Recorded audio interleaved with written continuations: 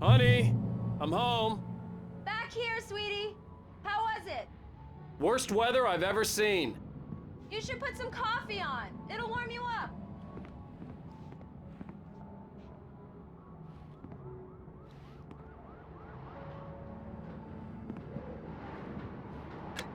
Coffee's on.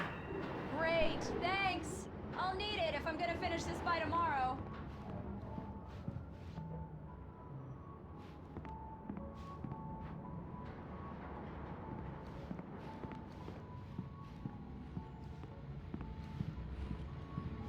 Oh, hey, I just finished those cover mock-ups. They're on your desk. Tell me what you think. No kidding.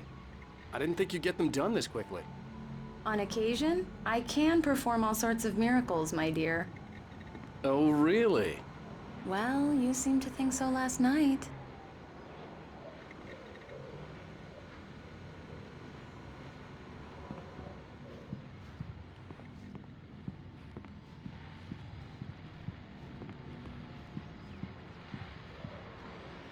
These look really good.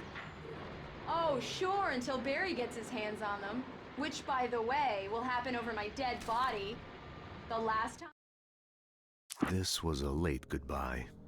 13 years after I'd gotten my revenge, it had finally caught up with me. It had been a long time to bear the pain. My blood painted the snow red. A gruesome slushy dissolved all the scattered painkillers and leisurely dripped down to the sewer, mingling with the bile of the city, becoming one with it. I can see them now, my wife and my baby. Honey, I'm home.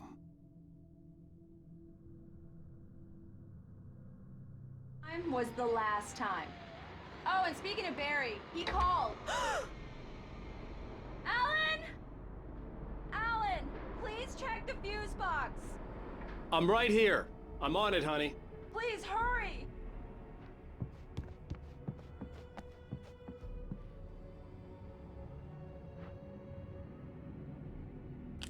Honey, it's a power outage. I've got the flashlight. Okay. Hi. You okay? I'm sorry. It just really spooked me. Don't worry. We'll just break out the candles. I know it's stupid, but it's just... especially when I'm not prepared for it, you know? It gets to me. I love you. Tell me a story, writer. Okay. I used to have these nightmares when I was a kid. The dark really spooked me, too. When it got really bad, my mom gave me this old light switch. She called it the clicker. The clicker, huh? Yeah. If I ever got scared of the dark, I could just flip the switch and a magic light would scare the monsters away. Oh, sure. Here it is. Alan. Maybe it'll help you, too. Yeah, nice story, writer boy. You made that up right now, didn't you? No. Seriously. I love you, even if you are a liar. Thanks for this.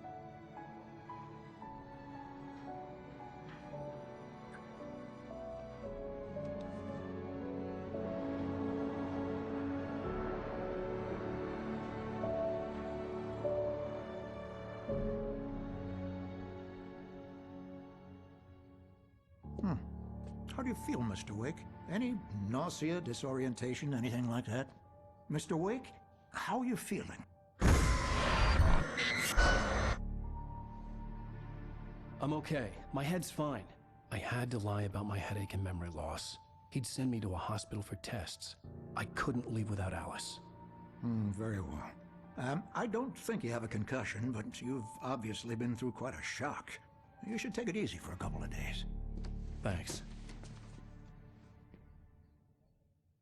Well then, Mr. Wake, we're done here. If the pain gets any worse or you experience any other symptoms, you should come see me. I'll let you get on with it then. Sarah, Sheriff Breaker, is waiting for you. She's very good at her job. I'm sure she can locate your wife in no time. Doc Nelson was the image of a small-town doctor. Sheriff Breaker had called him to the station to take a look at the cut in my head. I'm sorry you had to cut your morning fishing short for this, Doc. Oh, she's a beauty, ain't she? Not the biggest I ever caught, if you can believe that coming from an old fisherman like me, but she's right up there. Now, she's a largemouth bass, which is what you're after if you prefer a lure. Now, if you want either trout or salmon, on the other hand, then it's fly fishing for you. You a fishing man, Mr. Wake? Oh, doesn't really matter, I suppose. But it can be very relaxing out there. You can't get me off the water this time of year. Closest thing to heaven. I'll take your word for it, Doc.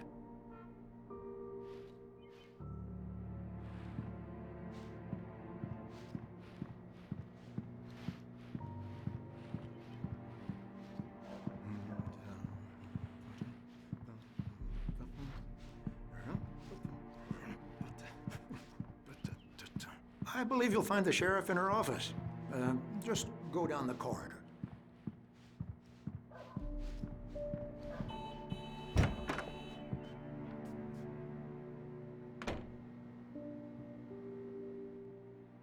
Thank you for testing the lights, Miss Weaver. Everything seems to be fine. I don't have the luxury of being complacent, Deputy Grant. The bulbs will need changing, and you can't change them in the dark. I'll be sure to take care of it, Miss Weaver. Have a nice day now. I'll come back later on to remind you, just in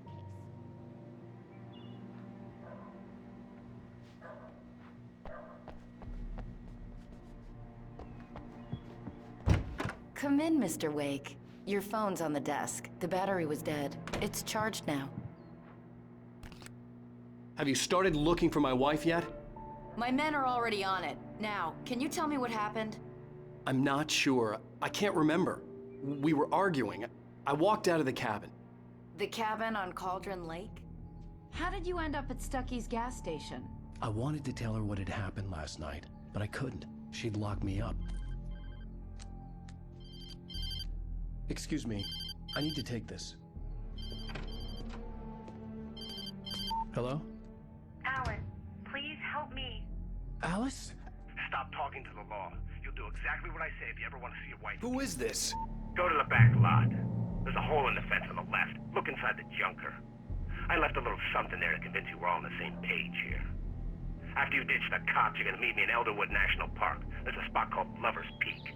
Midnight. Don't do nothing stupid, pal. We're watching you.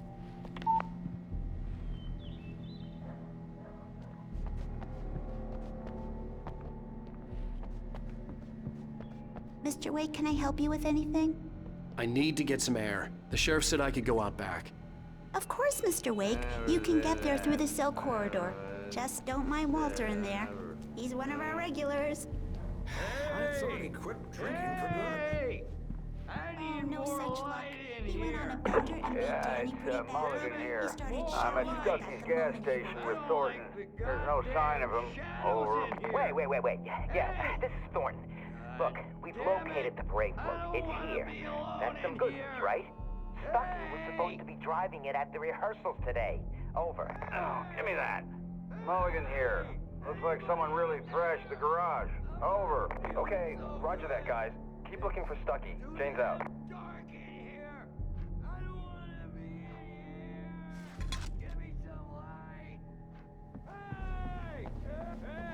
Hey, mister!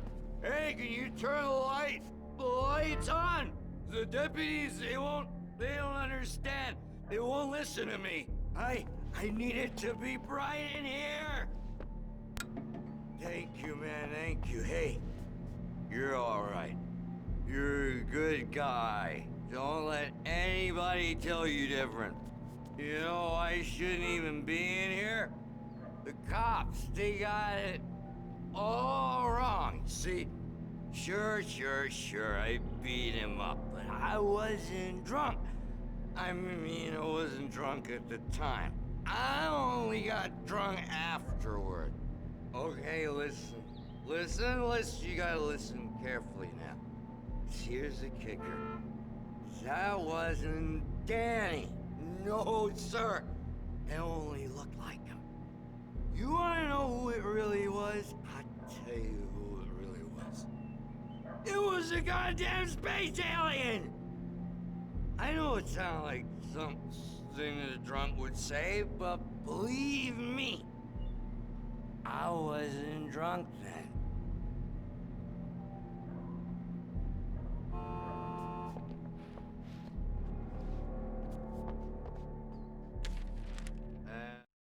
In spite of its human mask, to describe the dark presence as intelligent would have implied human qualities on something decidedly inhuman. Nonetheless, it found the one spot in the diner that was dark enough. Some light spilled into the corridor, ravaging it. But it took the pain. Horrible as it was, the writer would soon fix that. He would be coming to the one place where it still had power. I told him, oh yeah, well, I don't hear who he is. The early morning light hurt my eyes and made my head ache. The man on the phone had said, "Go through the fence on the left."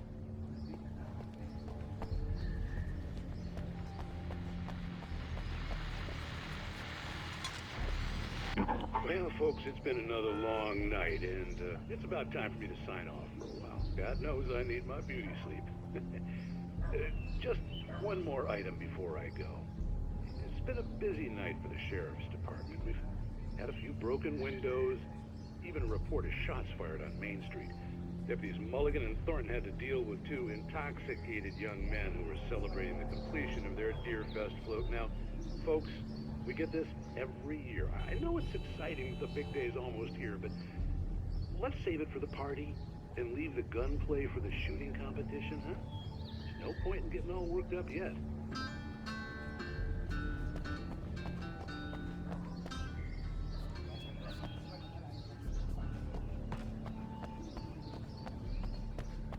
The caller had told me to find a hole in the fence behind the police station. There was something for me in an abandoned car.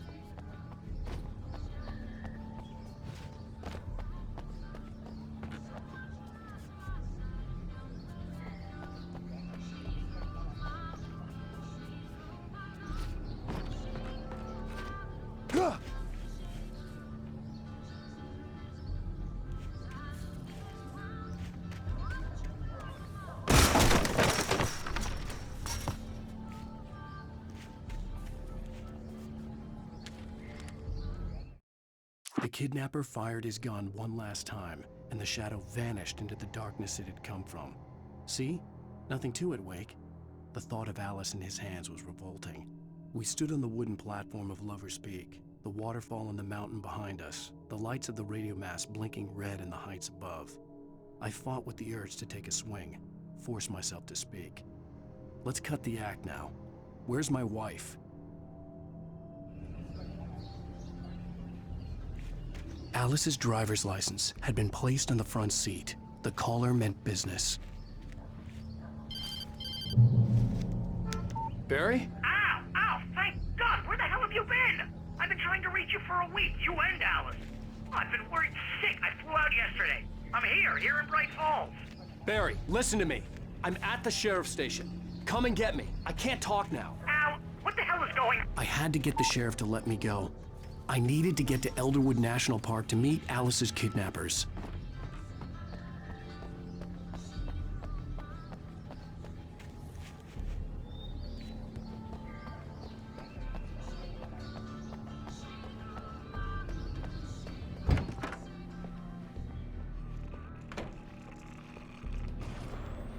A writer is a light that reveals the world of his story from darkness, shapes it from nothingness. The way a sculptor carves a statue from a block of granite. If I stop, the world I'm making dies. Darkness will reclaim it. It's a long, hard journey into the dark. Alice's life is at stake, but I can't think about that, or I'll lose it. The dread lingers at the edge of perception. I'll push on. Anything is possible here. I'll write the story. I'll save her.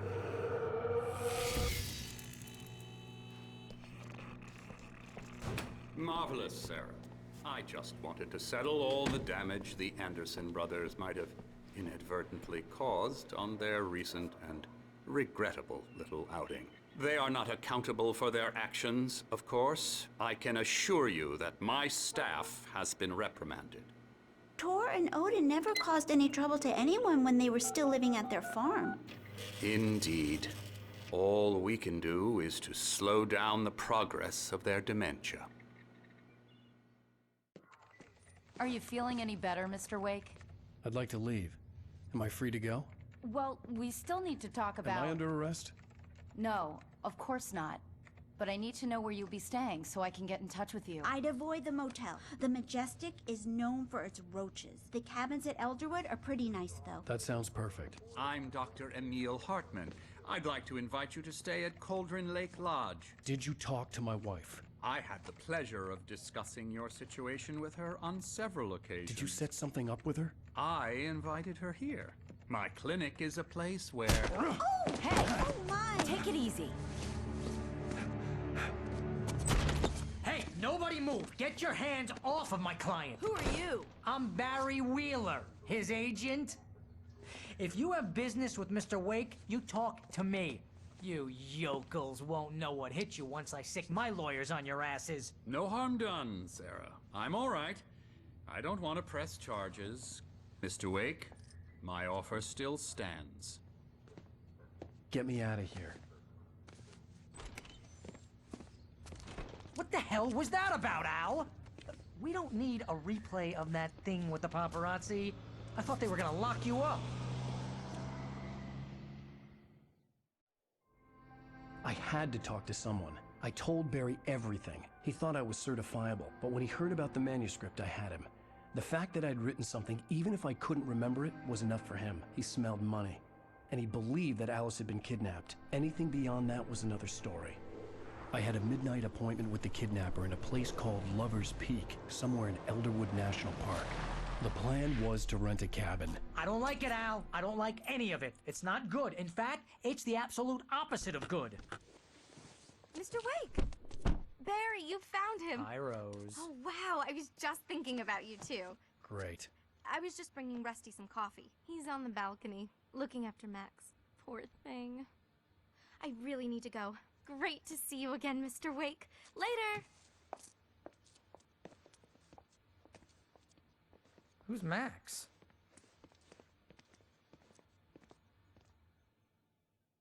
What an airhead. Jeez, Mr. Takes a swing at everybody. This is not her fault. She's a very nice girl and, more importantly, a fan.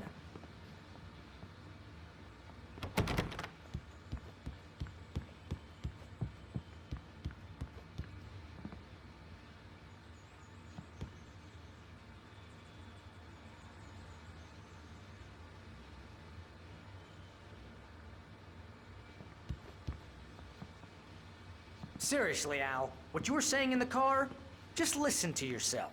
What, you shot a guy and his body just disappeared? When was the last time you slept? What, are you high? Have you been drinking? No! Look, Barry, I'm missing a week, and someone's got Alice. Do you and everything's understand what it sounds like when you say stuff like that? Don't get me wrong, it's a good story, could be a bestseller. But when you start confusing fiction with reality, you're buying yourself a ticket to the funny farm. Wait here. Easy there, boy. I'm almost done. Hey, Rusty, right? You rent cabins. Oh, Mr. Wake. I'd shake your hand, but mine are kind of full here. Actually, I'm sorry about this. Would you mind grabbing the registration form from the desk? It's just across from Bucktooth Charlie. Okay, sure. What happened? Crazy poachers. Max here got his foot caught in a trap. They're illegal to use here. Hell, you're not supposed to hunt within the park at all. But that doesn't stop some lowlifes. Well, at least Max is gonna be okay. He got lucky. Max is still groggy from the shot I gave him, and I'd rather not leave him alone just yet. The form's on the desk. Seriously, Al, you can't just go and meet a kidnapper. Those situations always end up in disaster. You gotta talk to the cops. She's my wife, and it's my call. Can we talk about this later? No. This whole thing... Listen, you hit your head. I mean, geez, Al, come on. You gotta understand how crazy all this sounds. If you're trying to pull a joke on me, freak me out, it's working. Ha-ha, let's have a laugh on Barry. I think this is the form you wanted. Wait here. And here are the keys. Okay, you're all set, Mr. Wake.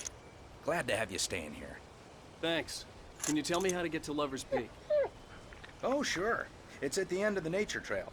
Just follow the paths, you'll get to it eventually. It's an easy walk. Nice spot, too.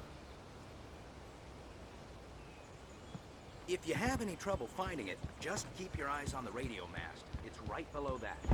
Look, Al, you're asking me to believe that you shot a dude who went poof into thin air, a guy who was bulletproof until you pointed a flashlight at him. You hear that from people who end up spending time in padded rooms, strapped to their beds, wearing white shirts with too long tangled up sleeves, and eating a healthy diet of pills. Al, you make cruel jokes about people who believe that kind of stuff. You're the skeptic.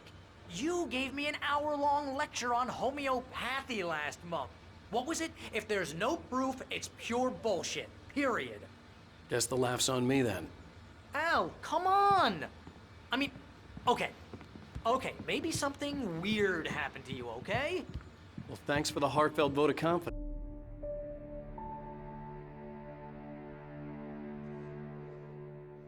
That's just crazy talk, Al. Al? Al? We should go to the sheriff or call the FBI. Damn it, Barry, they'll kill her! This is not a goddamn debate, Barry. I'm going to Lover's Peak. He said to come alone. Okay then. I understand.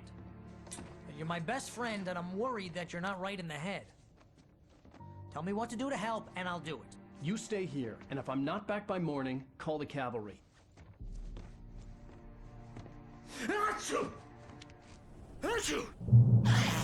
Just be careful with the natives, Al. These yokels are dangerous. Everybody hates a tourist, or it'll be Deliverance all over again. Bless you. Oh, this place is trying to kill me. I'll bet there's mold in here, spores, poison ivy, God knows what. This is so not worth a 15% commission.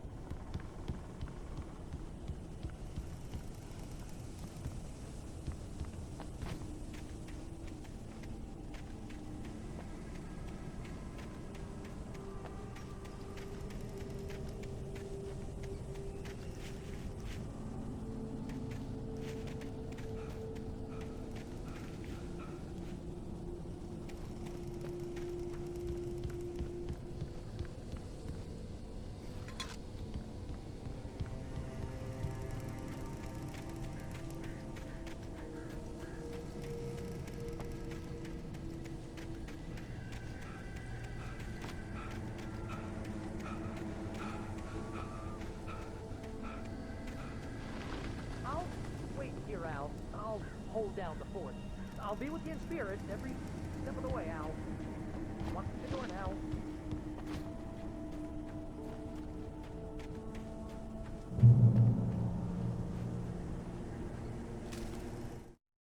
Barry had never gotten along with Alice, but he knew Alan loved her with an almost frightening intensity.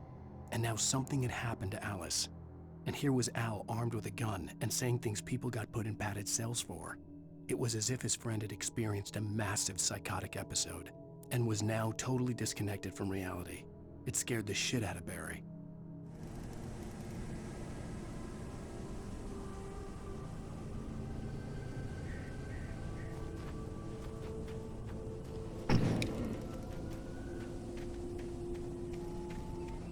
I knew I should have gone to the cops. This wasn't the smartest thing I'd ever done, but I was still angry with Barry for trying to talk me out of it. These people had called me right in the sheriff's station. The cops wouldn't scare them, and they had Alice.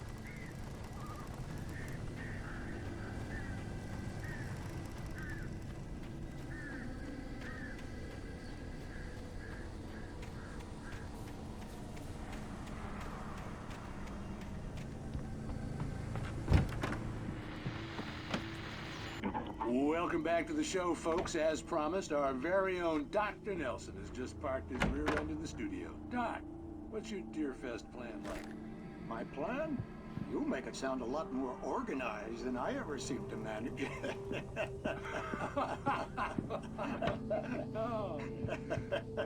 No plan, really. Just taking the atmosphere. I'm getting a little too rickety to do much more than that, you know. Oh, tell me about it. No sack race for us older gentlemen, huh? Yes, exactly, Pat. But I'm gonna check out the parade, of course. And I'll be one of the pie contest judges, too. Well, that takes a different kind of constitution. Oh, yeah. It's my kind of exercise. Now, Doc, seriously, you're in pretty good shape, though. You're the outdoors type. I know for a fact you're an avid fisherman. That's right. Matter of fact, just caught a heck of a largemouth bass early this morning. But you're not taking part in the fishing contest? No, not this year. See, Pat, I'm just not that competitive anymore. Now I just like to take my time and enjoy the peace of it. It's no fun if I need to worry about what I'm catching, you know? Well, considering your track record, the participants are probably pretty happy you feel that way. Well, Pat, that's kind of you to say.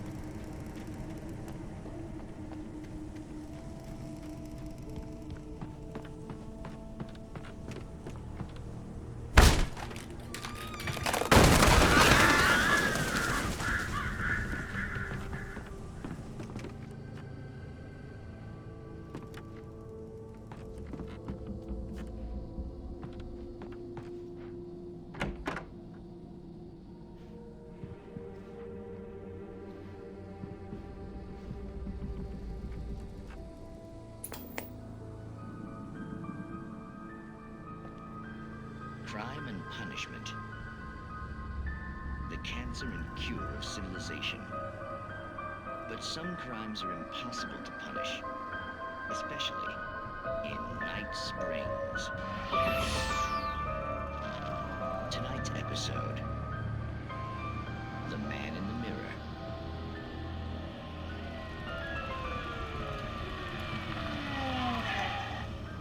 He's inside, Agent. He's a weird one. So, you're confessing to killing that guy, huh? Why? Had it coming? Yeah, but why would you do that? I mean, you're a nice guy. Normal. Took a kid to a soccer game. So how come at the game, you pick a guy and, quoting from the arresting officer's report here, assault the victim's head area repeatedly with the weapon of choice being a pair of bare fists? Wow, that sentence really flows, huh? Maybe you're not the literary type. Okay, so you mess him up. But why? Who was that guy? We couldn't ID him. Why would a guy like you do him like that? I didn't like his face? Well, you must have hated it, because you really went to town there. I mean, there's no way to tell what he looked like. No ID on him either. That must be difficult. But then we ran the fingerprints. Got a match. Your prints. Identical.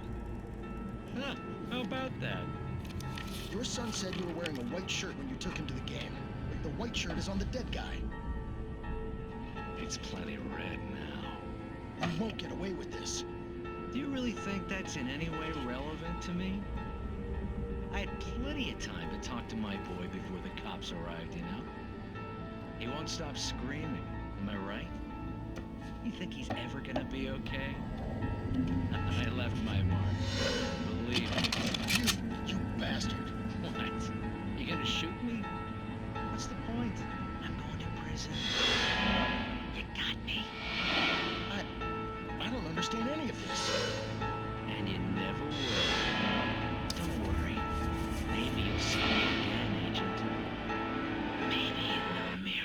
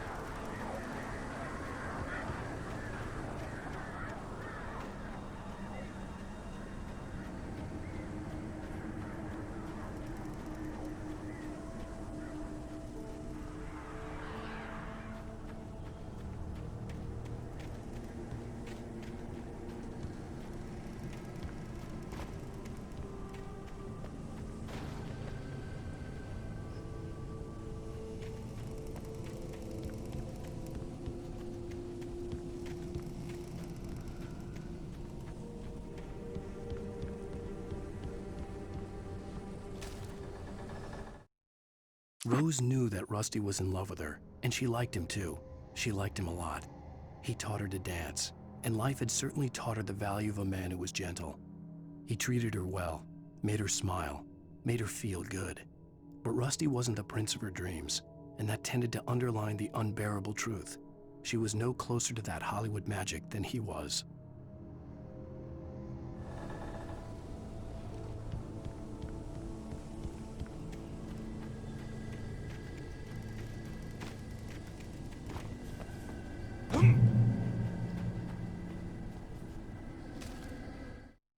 The air in the visitor center was heavy with an awful smell, as if some rotten drowned thing had crawled up from its grave.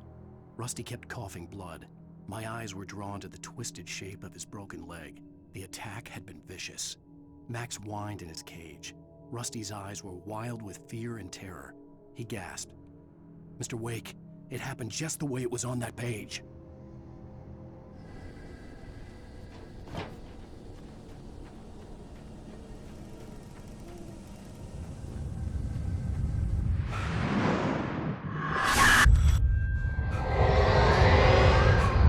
Vision left me weak. This was no head injury.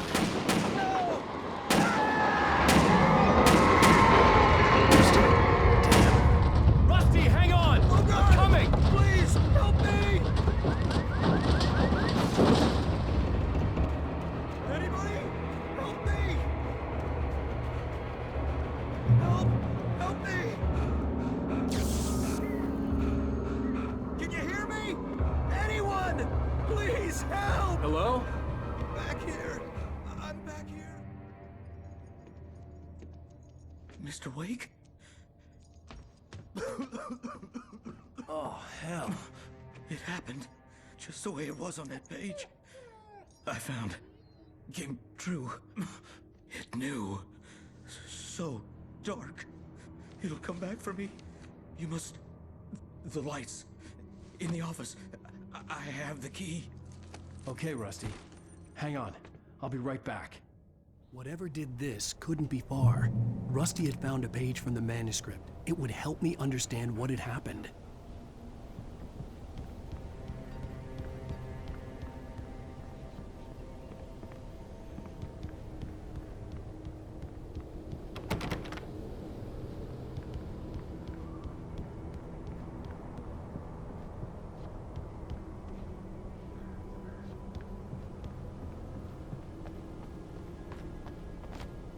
The only way to make sure that Rusty was safe was to get the power running and the lights back on.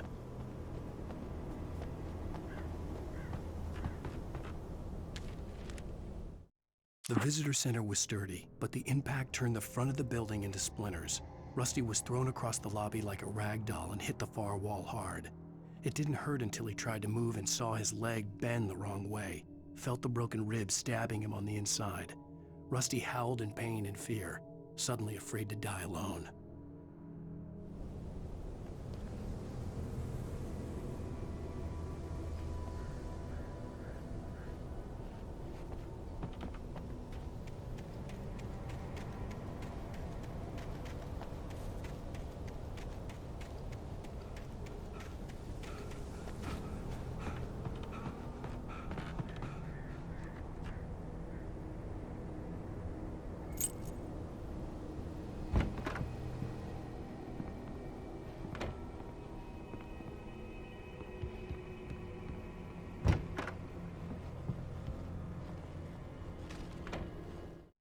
At the last instant, I changed direction and threw myself down. The axe splintered the trunk of a tree. I stumbled into the pool of bright light. My lungs burned. I was too exhausted to move. I tensed as I waited for the killing blow, but it never came. I raised my head. Nothing moved in the darkness beyond.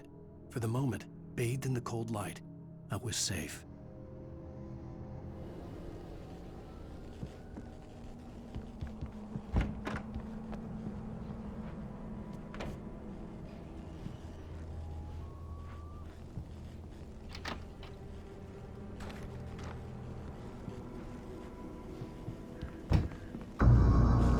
I was too late.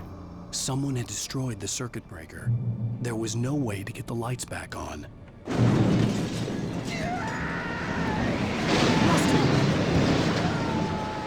Rusty!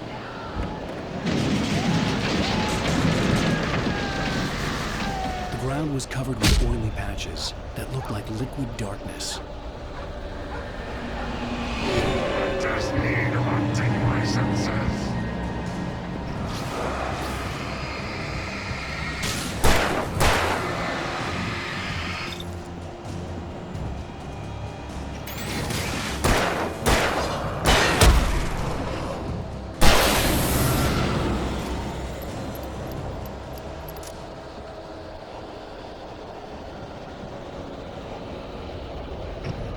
Something had torn a mammoth-sized hole in the wall.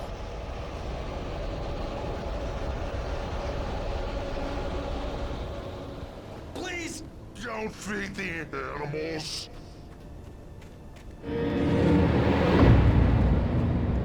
Fishing! For those visitors who purchase a park fishing license, obey Ranger's instructions. at all times. Rusty? Rusty, no! Do bears and wolves never approach? Pets must be leashed.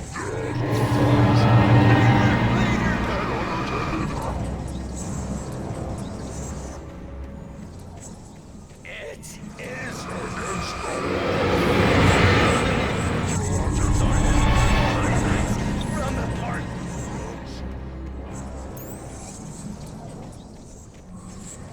This includes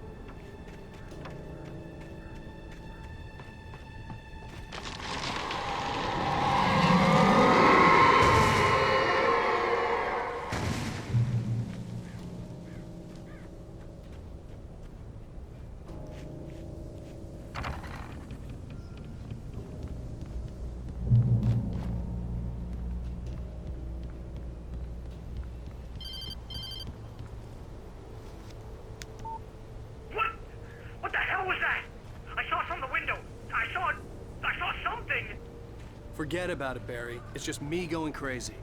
Oh, jeez. Oh, jeez. You're not crazy. I wish you were crazy, but you're not crazy. Al, be careful. Stay in the cabin. Don't open the door for anyone. I mean it.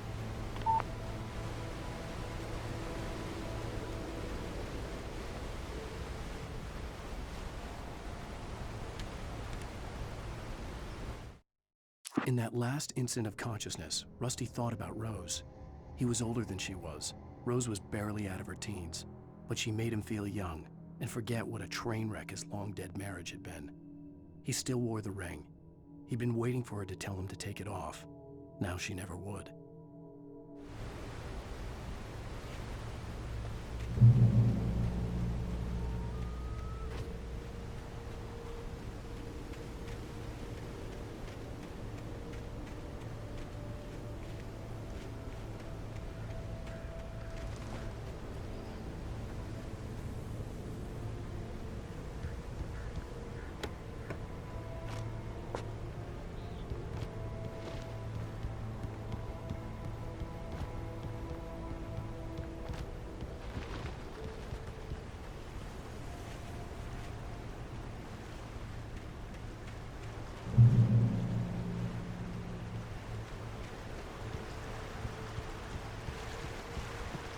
Lover's Peak was at the far end of the nature trail.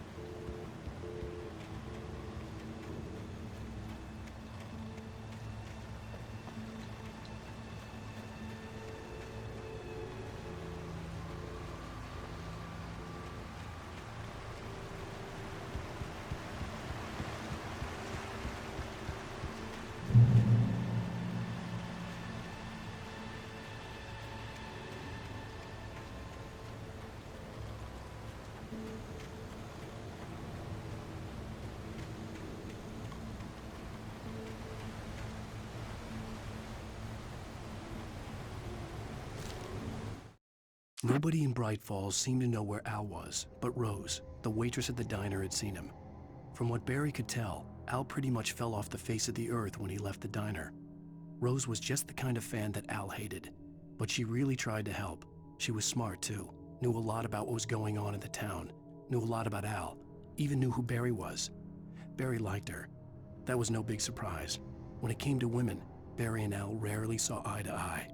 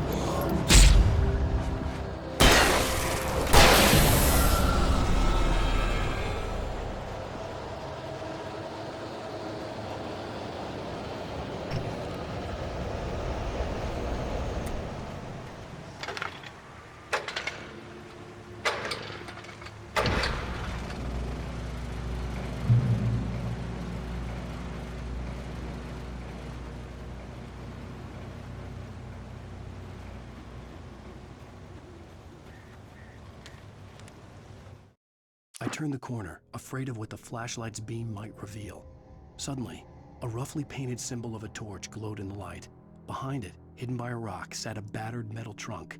It was here for a reason, packed with supplies, batteries, flares, ammo, things you need to make it through the darkness of the night. Something left behind by someone who knew what I knew, and more.